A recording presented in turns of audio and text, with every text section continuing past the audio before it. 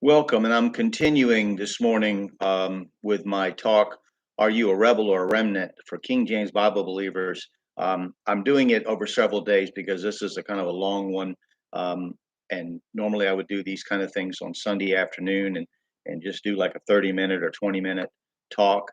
Um, but because this is so long, I wanted to break it up because I'm laying the historical groundwork in these first few episodes of where I'm coming from, so I can give you my viewpoint, the conclusions that I've drawn, and I'll give them. But first, I want to get these things laid down.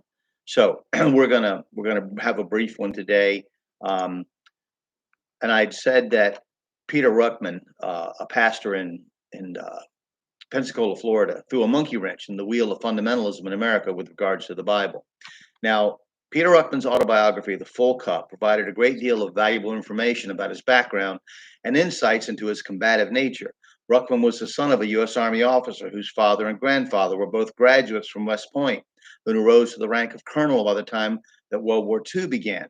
Peter Ruckman himself became an officer in the U.S. Army and taught hand to hand combat during World War II, although he never saw any actual fighting. During his service time, he experimented with Buddhism, and after his military service, he began the process of becoming a Roman Catholic.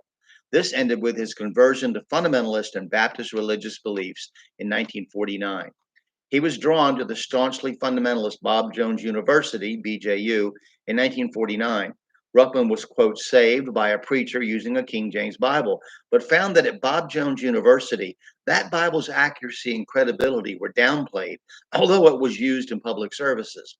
He also realized that BJU preferred the Westcott Hort Greek text, which is also known as the critical text.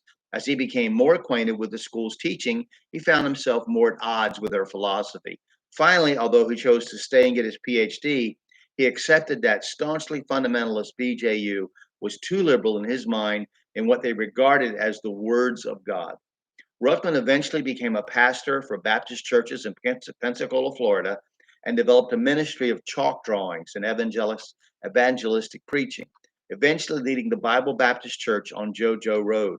He published Bible Babel in 1964, manifesting his utter contempt for the traditional fundamentalist view of the Bible. In 1965, he founded the Pensacola Bible Institute to train preachers in his doctrinal views. Ruckman's church bookstore produced thousands of cassette tapes, books, and eventually CDs and MP3s that became very popular as the controversy he started continued to grow and many churches adopted his point of view, even if they didn't like him. It's amazing. So we're going to discuss the Bible Babel next. Um, I've written a lot about it because I've read it so many times, and its arguments, and I probably won't go over everything. I'll probably just kind of skim it.